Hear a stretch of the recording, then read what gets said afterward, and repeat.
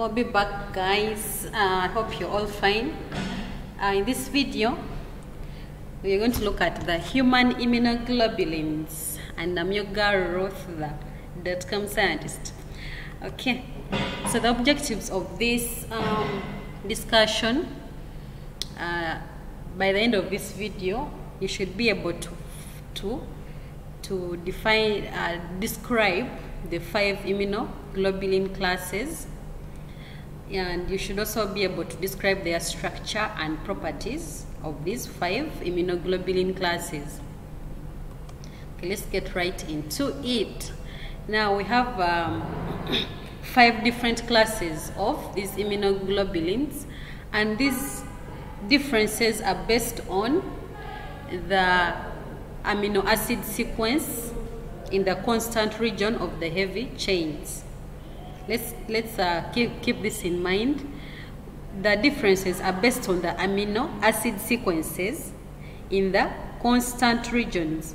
We looked at the constant and the variable. So these differences come as a result of the differences in the amino acid sequences in the constant region of the heavy chains, not the light chain, but the heavy chains. So we see that these differences, how the different classes come about, is the amino acid sequences, this, and this, the differences in the constant region. It's in the constant region of the heavy chain. So these are the keywords here. So these are the differences which contribute to the 5 different classes of immunoglobulins. And we should also note that all immunoglobulins within a given class will have very similar heavy chain constant regions. All of them in a given class are going to be having a very similar constant chain region. So if okay, let's look at the different ones. We have the different classes include the IgG, or not, this is, sorry, it is not L, it is IgG, immunoglobulin gamma. So, which means that all the immunoglobulins under this class will have a very similar heavy chain constant region.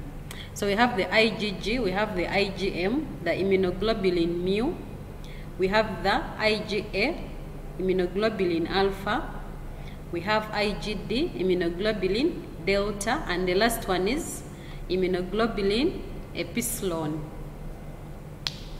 Okay, so these are the 5 that you're looking at. So we're going to look at the first one, which is IgG. IgG, first of all, it is a monomer. These are the key points that you have to take from this discussion that are very examinable. IgG is a monomer.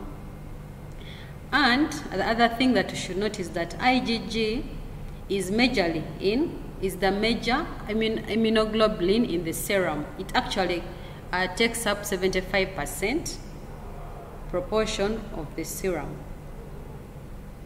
Okay, so this percentage is also key. So it means when you look at serum, 75% of it, of the immunoglobulins in it, are IgG. Then another thing is that the immunoglobulin gamma, or IgG, is the major in extravascular spaces. So we find it a lot in the serum and also in the extravascular spaces. And then the other key which makes IgG very special is that it is the only class of immunoglobulins that crosses the placenta. It can cross the placenta. How does it cross the placenta? There is a receptor on the placental cells which bind to the Fc region of the IgG, and after this binding, this immunoglobulin is able to cross to the placenta, and this is very important in offering immunity to the fetus and eventually the baby. The second one is IgM. We've looked at IgG, and we should take note of different key aspects. It is in extravascular spaces. It takes a biggest percentage of around 75% in the of the immunoglobulins in serum. It's a monomer. It crosses the placenta. IgG. So let's come to IgM. IgM, it normally it exists as a pentamer, but it can also exist as a monomer. And then in terms of the serum concentration, it is like the third most common serum. No, it's the third most common immunoglobulin in serum.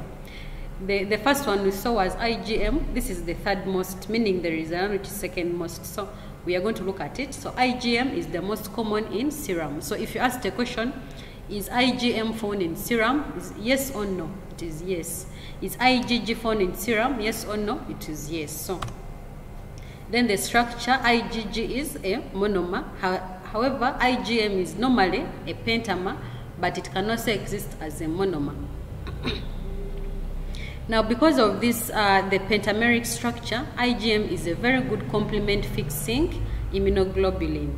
So when you look at the ability to fix complement, IgM is very good. These are key areas that we have to note. IgM is a good complement fixer. Therefore, IgM antibodies are very efficient in leading to the lysis of microorganisms. As we looked at in the previous video, we saw that for the lysis of these infectious agents to be possible, these antibodies are able to do what you call complement fixation. And we've seen that IgM is a very good complement fixing immunoglobulin. Thus, these antibodies are thus IgM is very efficient in leading to the lysis of the microorganisms. So this is key. I'll be outlining the key points that we are going to, that are extremely examinable, such that you can pay keen attention on them. So the structure is pentamer, or can also be a monomer. Third most in serum, so it is very present in serum. A good complement fixer. And then the other characteristic of the IgM is its structure also makes it a good agglutinating immunoglobulin. So it is not only a good complement fixer, but it is also good at agglutination. Therefore, IgM antibodies are very good in clamping microorganisms for eventual elimination from the body. You know that agglutination is more like bringing the different microorganisms together. It's like gluing them together, and eventually when they are glued together, they can be eliminated from the body. So IgM, we see that it's very good at agglutinating. It's very good as a complement fixer. It is a pentamer. It is common. It is very present in serum, and it is sometimes a monomer. Okay, so we're also going to look at the IgM binds to some cells via the Fc receptors, as we saw here that IgG, it binds to the placental cells via this Fc region. You see that IgM also is capable of binding to some cells via the Fc receptors. Okay. Now we are now looking at IgA. Let's not forget the ones we've discussed previously. So IgA is a monomer. It is a monomer. We also looked at IgG as being a monomer. However, with IgA, you can also find it in secretions. IgA is found in secretions as a dimer too. So it means that it also has two forms. The same case with IgM. Let's not confuse these different immunoglobulins. I know it's very easy to confuse them, but let's take the note. Let's be cautious about it. So we see that IgA is sometimes a dimer, and in secretions it's a dimer, but in serum it's a monomer. Another key characteristic is that it is the second most common in serum. So we looked at the one which was number one in terms of concentration or its composition in the serum is IgM. Sorry, it was IgG. Now IgA is the second common and IgM is the third common. Okay. IgA is the major class of immunoglobulins in secretions like tears, saliva, colostrum, mucus, etc. So we know that in tears and saliva, mucus, there is that form of protection against the infections, because most of these secretions are exposed. Like the tears, you find them in the eyes, which are open, like bacteria can easily enter there. Then we see that even mucus. So these sites are usually very prone to infection. Therefore, it is important that there is at least an immunoglobulin which is majorly found in these secretions. IgA is also important in local or mucosal immunity because it is found in secretions. So when you're now talking of the local immunity or the mucosal immunity, we see that IgA plays a key role because it is very present in these secretions. So IgA is very present in secretions. IgG, we saw that it can cross the placenta. IgM, we saw that it is very good at complement fixation. It is very good at agglutinating. Okay, so let's look at IgD. If you can write some of these such that you don't get confused.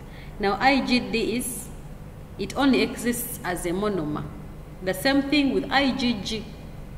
However, IgM and IgA, those ones have two forms depending on where you find them. And it is found in very low levels in serum. It is primarily found on B cells where it functions as a receptor for antigens. So we see that B cells which take the B lymphocytes, those ones, they are able, IgD is found on those B cells.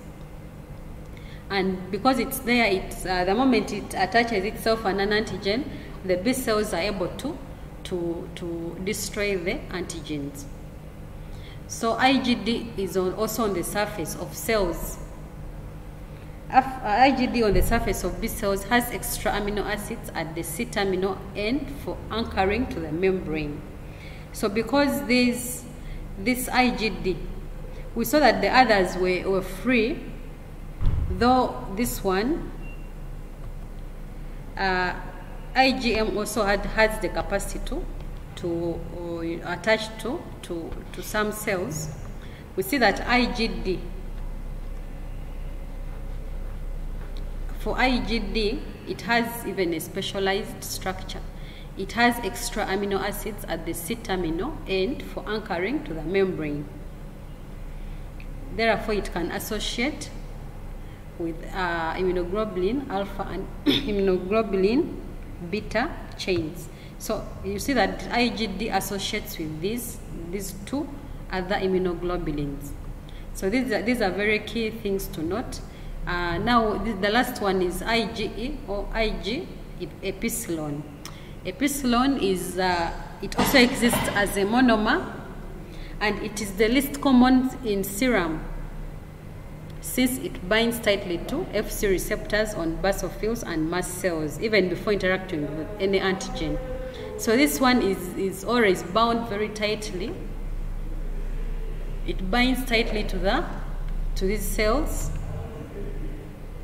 via the Fc receptors, and therefore there is very little of it found free in the serum. That's why it is the least common in serum. And IgE it is also very important to note that it is also involved in allergic reactions due to the fact that it binds to basophils and mast cells. So when you're talking of allergic excuse me, when you're talking of allergic reactions, we look at IgE. Then now we see that IgE also plays a role in parasitic helminth infections or diseases. Now these parasitic ones, you know, the tapeworms, most of those worms that cause diseases, So this IgE plays a very key role in controlling these diseases. Therefore, if you've gone for diagnosis and they test the levels of this IgE and they are very high, it means that your body is trying to fight parasitic infections. So this is a very good diagnostic feature of this IgE. Okay, so this is a table that can help us remember. I've filled in some of these things. You can fill in the rest, and then we start from there. So this table can easily guide us into, you see that we have the immunoglobulin, we have the this one is a bit down. So we have the serum availability. We've talked about this in all cases. The structure, IgE, we said it's a monomer. We have the complement fixation. IgM is very good at that. And it is also good at agglutination. Binding to cells, IgE, we've seen that it binds to basophils and mast cells.